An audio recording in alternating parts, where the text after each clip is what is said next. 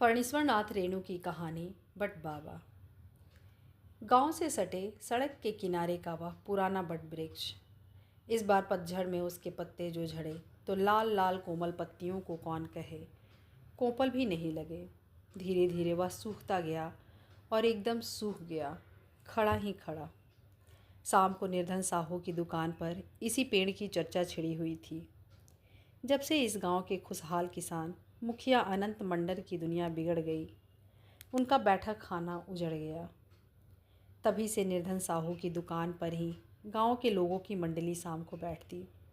दिन भर के थके मांदे किसान, खेतीहर मजदूर नून तेल चावल दाल लेने अथवा यूं ही थोड़ी देर बैठकर चीलम पीने, सुख दुख की कहानी कहने सुनने चले आते।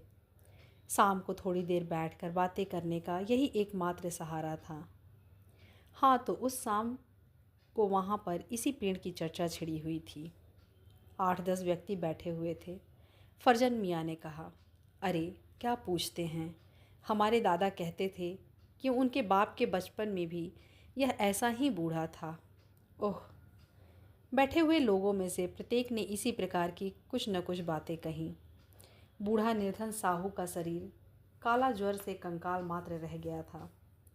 तिस पर खांसी, कुछ बोलते ही खाएं खाएं करने लगता था। उसकी 18 वर्ष की बेटी लक्ष्मीनिया दुकान चलाती थी। बुढ़िया वसूल तगादा करती और शहर से सिर पर सौदा पत्तर ले आती थी। बूढ़ा बैठा बैठा दिन गिन रहा था। अभी जो उसने पेड़ के सूखने की बात सुनी तो खांसता और कराहता हुआ घर से बाहर निकल आया। बोला, बड़कवा बाबा सूख गईले का। बैठी हुई मंडली ने एक स्वर में कहा, हाँ, अब दुनिया ना रही। कहकर वह जो खांसने लगा तो 20 मिनट तक खांसता ही रहा। खांसी शांत होने पर भर्राए स्वर में लंबी निश्वास लेता हुआ बोला, अब ना बचा भोराम। हिमालय और भारतवर्ष का जो संबंध है, वही संबंध उस वृद्ध पेड़ और गांव का था। वह उन्नत मस्तक विशाल पेड़ प्रतिदिन सवेरे मटमैले अंधकार में गांव के आंगन आंगन में दृष्टि दौड़ाकर पूर्व क्षितिज पर न जाने क्या देखकर एक बार सिहरता सिसकता, फिर टप टप आंसू बहाकर शांत हो जाता। सोता हुआ गांव जब अंगड़ाई लेकर उठता तो उसकी जटाएं हिलती डुलती रहती। पेड़ पर पक्षियों का कलरव होता रहता। जाड़े का दिन हो या गर्मी का मौसम, चाहे वर्षा की झड़ी ही क्यों न लगी हो, सुबह से शाम तक उसके नीचे औरतें, बूढ़े, बच्चे, जवान, गाय भैंस, बैलों की छोटी सी टोली बैठी ही रहती थी। चैत्र बैसाख की दोपहरी में तो सारा गांव ही उसकी शीतल छाया का सहारा लेता। गांव का लुहार यहीं बैठकर हल वगैरह की मरम्मत करता। घर बनाने वाले मजदूर बांस यहीं बैठकर फाड़ते छिलते। औरतों की ओखल मूसल चलता रहता। बच्चों का घरौंदा खेल, जटाओं को बांधकर झूला झूलना, बूढ़ों की अनुभव अभिमान मिश्रित बातें तथा नौजवानों की नज़र बचाकर नौवधुओं और भाभियों की छेड़छाड़ भी चलती रहती।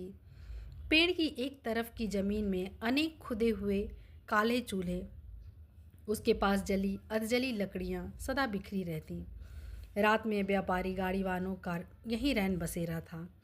इसके अतिरिक्त कभी बारात तो कभी डोली, कभी गाजे बाजे, हाथी घोड़ा थोड़ी देर तक यहीं बैठकर सुस्ताते, गांव वालों का मनोरंजन कर चले जाते। डोलियां रुकती, किशोरी बालिकाएं, बाल वृद्ध, लाल डोली, लाल डोली, लाल कन्ने हैं, रटते दौड़ते।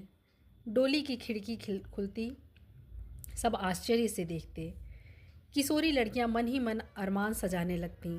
हौसले भरे छोटे छोटे लड़के दौड़कर माँ से कहते, मैं भी ऐसी ही दुल्हन लाऊंगा। एक ज़माना था जब प्रत्येक शाम को उसके नीचे दिवाली की बहार रहती थी। प्रत्येक घर से घी से भरा पूरा एक एक दीप जल जाता था। सारी रात जगमग जगमग, किंतु इधर कई वर्षों से तो बस सहुआइन का दीपक ही थोड़ी देर तक टिमटिमाकर बुझ जाता। जुगनू की चकमक सारी रात होती रहती। एकादशी, पूर्णिमा आदि पर्व त्योहारों पर उसकी पूजा भी होती। सिंदूर, चंदन, अक्षत, बेलपत्र, धूप दीप, पान सुपारी से वह देवता था, हिंदुओं का भी मुस्लिमों का भी।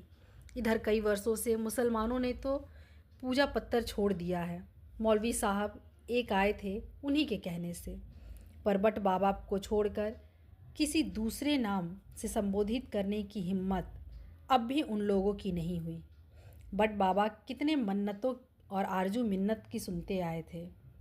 जो उससे निराश होते सदा के लिए निराश हो जाते, जिनकी मनोकामना पूर्ण होती वे निहाल हो जाते। कल की बच्चियां जवान होती, बट सावित्री पूजने आती। कुछ दिनों के बाद उसके बेटे की भी छठी पूजी जाती। मुंडन उत्सव होता। फिर शादी में जब वह वर का आभूषण पहनकर प्रणाम करने आती तो उसकी जटाएं सदा की तरह हिलती डुलती रहती। गुड़िया सी दुल्हन आती, सोने चांदी के जेवरों में झमझमाती, गाती बजाती। औरतों की टोली उसे ले आती, प्रणाम कराकर ले जाती। वह खड़ा खड़ा न जाने कितने वर्षों से यह सब देखता आया था। वर यात्रा, सौ यात्रा, भरी लाल मांग, धुली मांग, फूल सा कोमल बच्चे का माँ का गोद में किलकारी भरना और चिर निद्रा में मग्न एक ही दिन गांव में 10-10 नवजात शिशुओं का सोहर गाती तथा एक ही साथ 15-15 अर्थियाँ इत्यादि देखते देखते वह स्थित प्रज्ञ हो गया था। इस बार वह खड़ा ही खड़ा सूख गया। प्रतिवर्ष की भांति बैसाख की दोपहरी आई, कड़कड़ाती धूप से आग की वर्षा होने लगी और इस बार गांव के पशु पक्षियों में भी कोहराम मच गया। आने जाने वाले राही बटोही गाड़ीवान एक निराशापूर्ण दृष्टि से पेड़ की ओर देखकर आपस में कुछ बोलते चालते चले जाते। गांव के बाहर सड़क के किनारे अज्ञात काल से वह खड़ा था। ऐसा मालूम होता था मानो भैंस से हार्ट फेल करके मरे हुए विकराल राक्षस के कंकाल को खड़ा कर दिया गया है। मुंह और आंखें भय से विस्फारित, दोनों हाथ उठाए हुए कंकाल की तरह। वह सूख गया, किंतु गांव वालों की उस पर श्रद्धा और भक्ति की धारा और भी तीव्र हो गई। यूँ तो आपद विपद में उसकी मन्नतें और पूजा पहले भी होती थीं, पर जब से पेड़ धीरे धीरे सूखने लगा, पूजा और मिन्नतों का तांता सा लग गया। लोगों की यह धारणा थी कि बाबा जाने के समय सबों की मनोकामना पूरी करेंगे। जिस पर ढल जाए वह मालामाल हो जाए।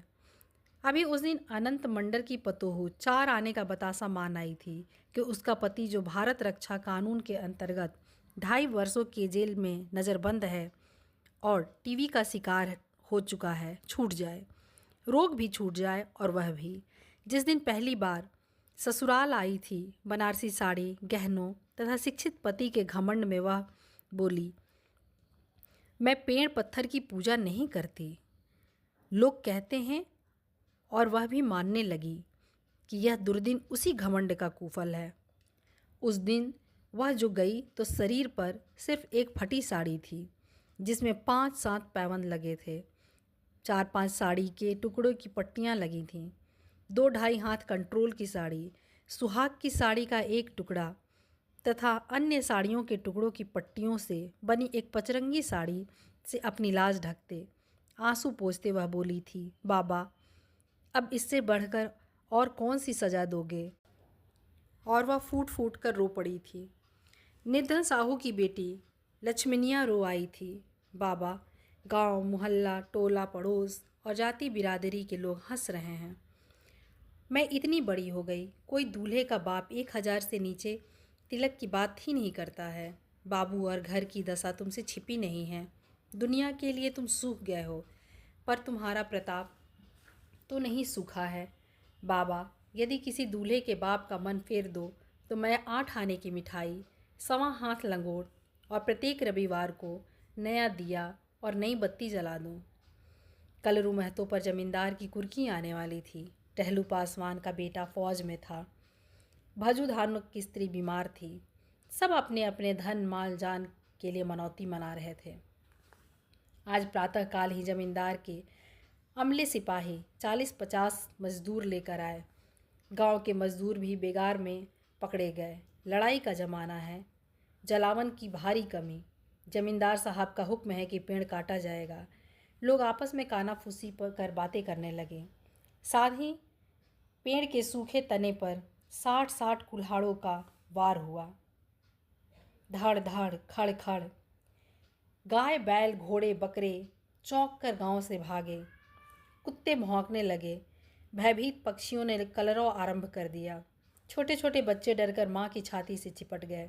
गांव के अर्धनग्न नर नारियों तथा शिशुओं के कंकालों की कतार एक टक से देख रही थी।